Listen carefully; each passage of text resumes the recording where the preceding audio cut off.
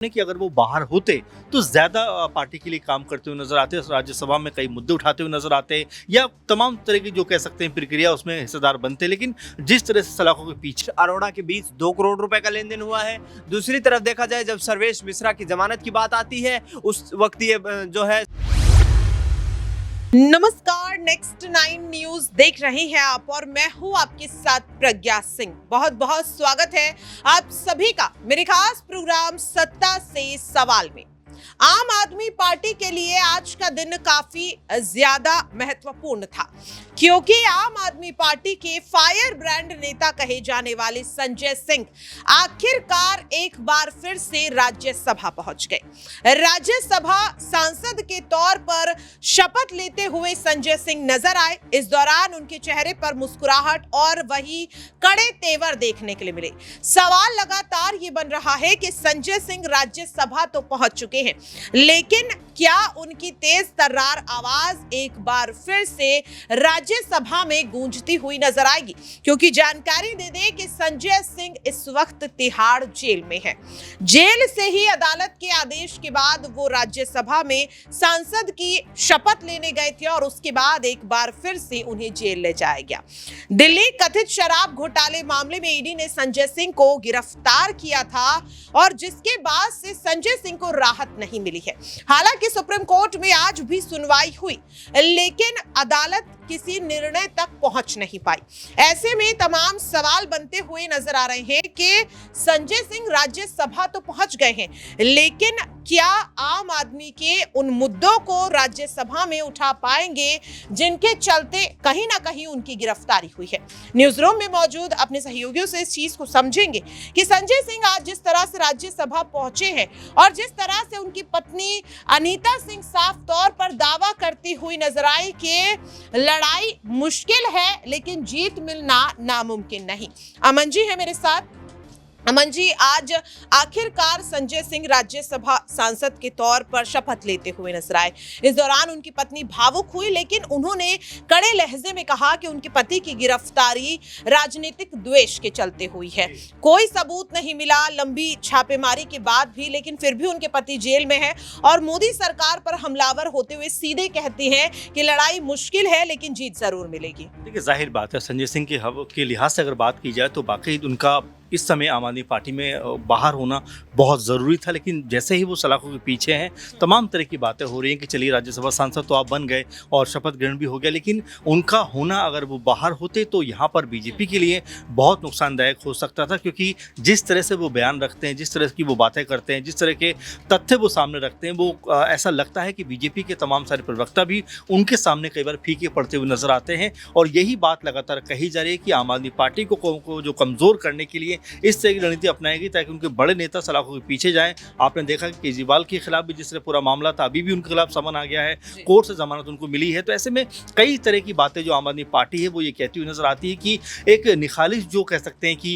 राजनीति है उसकी वजह से सब चीज़ें हो रही हैं। बल्कि अभी तक 1.5 साल हो गया, 1.25 साल हो गया, 2-2.5 साल जाँच को भी हो गया, लेकिन इन सब के बावजूद भी अभी तक ऐसा कोई पुख्ता सबूत तथ्य सामने नहीं रखा गया जिसकी बिना पर यह कहा जाए कि हाँ संजय सिंह दोषी हैं या मनीष सिसोदिया दोषी हैं। तो ये कई तरह की बातें हैं क्योंकि कोर्ट भी यही बात लगातार, जो पूर्व न्यायाधीश हैं या कोई और जो जानकार हैं कानून के, वो भी यही बात कहते हुए नजर आ रहे हैं कि आखिर कब तक आप जो इस तरह सलाखों के पीछे रखते हुए नजर आओ। क्योंकि मनीष सिसोदिया को लगभग 1.25 साल होने का वक्त आ गया है, तो कब तक आखिर आप यही बात कहते रहो कि भाई अब वो सबूतों के साथ में छेड़छाड़ कर सकते हैं, ऐसा हो सकता है, वैसा हो सकता है। अब आपको ये बताना पड़ेगा कि जो सबूत, जिन तथ्यों के आधार पर आपने उनको गिरफ्तार किया था, वो कितना पुख्ता है। अच्छा अमन जी, यहाँ पर एक सवाल रहेगा। संजय सिंह राज्यसभा तो पहुंच गए, शपथ भी ले ली, जिसके लिए उन्हें काफी मेहनत करनी पड़ी। कई बार याचिका दाखिल की गई अदालत से इजाजत मांगने के लिए। लेकिन सवाल ये है कि पिछले साल यानी कि 2023 के मानसून सत्र के दौरान कुछ ऐसे बयान बीजेपी को लेकर संजय सिंह ने दिए जिसके चलते उन्हें सभापति ने सस्पेंड कर दिया।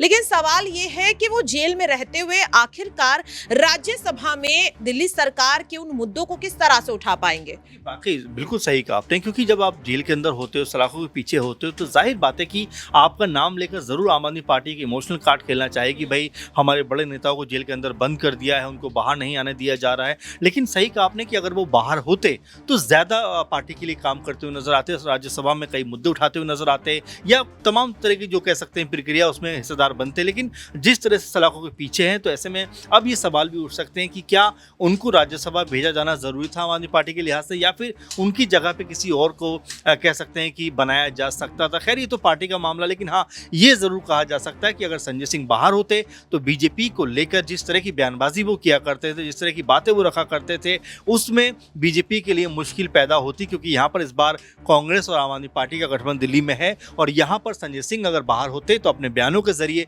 बीजेपी के सामने मुझे ऐसा लगता है प्रज्ञा जी कि वो बहुत सारी मुश्किलें खड़ी करते हुए नजर आते।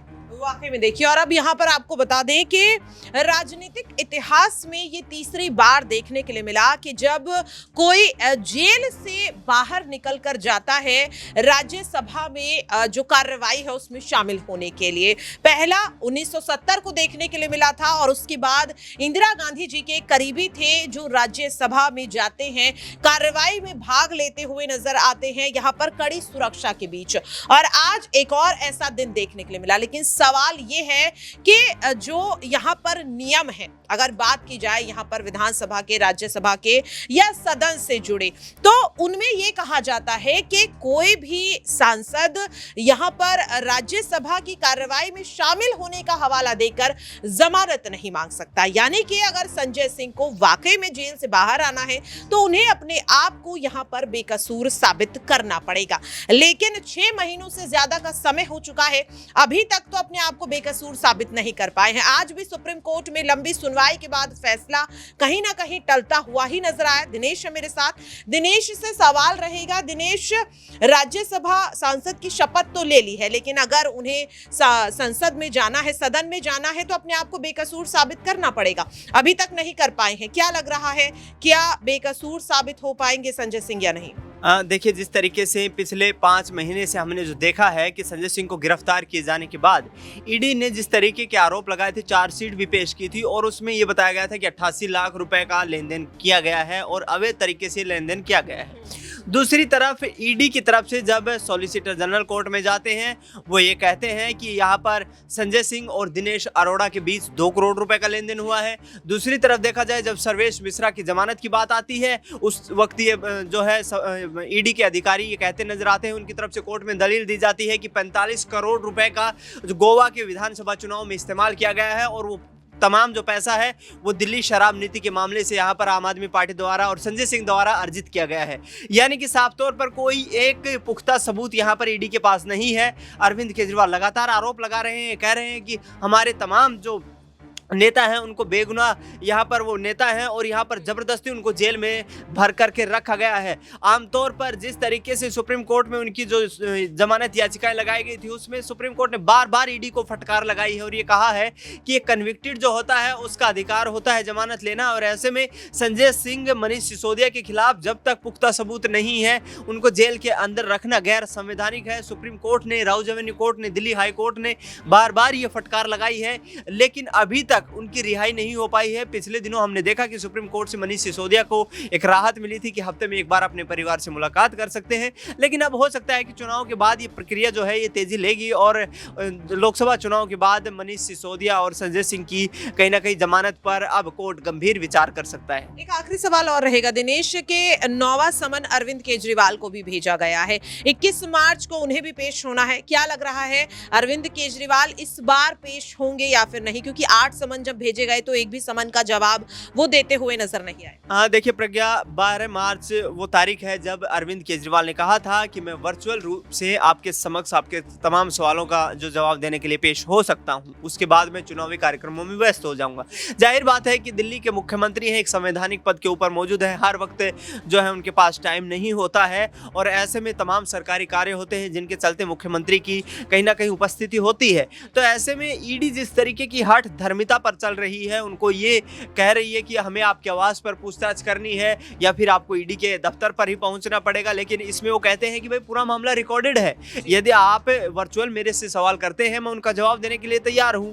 8 बार पहले भी जो सम्मन जारी किए गए हैं उन तमाम सम्मन के लिखित जवाब भेजे गए हैं अरविंद केजरीवाल की तरफ से। तो अरविंद केजरीवाल कहीं ना कहीं लोगों से कनेक्ट होते, सिंपैथी लेते, इमोशनल तरीके से राजनीति करते नजर आ रहे हैं। साफ तौर पर कहना है कि ईडी को जब सवाल पूछने हैं, चाहे मैं लिखित रूप से उनके सवालों का जवाब दूं, चाहे वर्चुअल रूप से दूं, आखिरकार मुझे बुलाना अपने दफ्तर क्यों चाहते हैं और सीधा सीधा यहां पर गिरफ्तार करने का इरादा है। लेकिन प्रज्ञा, अब जिस तरीके से 9वां सम्मन जो जारी किया गया है, तमाम जो सूत्र बता रहे हैं कि एक सम्मन यहां पर और जारी होगा और उसके बाद ईडी अरविंद केजरीवाल को गिरफ्तार करने पर विचार करने वाली है। वाकई में देखिए, और अब ऐसे में सवाल यही है कि राज्यसभा में सांसद के तौर पर शपथ तो ले ली है संजय सिंह ने, लेकिन क्या राज्यसभा में एंट्री हो पाएगी संजय सिंह की? क्योंकि शराब घोटाले मामले में अभी भी फंसे हुए हैं, राहत मिलती हुई उन्हें इस मामले में नजर नहीं आ रही है। और अब देखना होगा कि आखिरकार राज्यसभा सांसद के तौर पर शपथ लेने वाले संजय सिंह क्या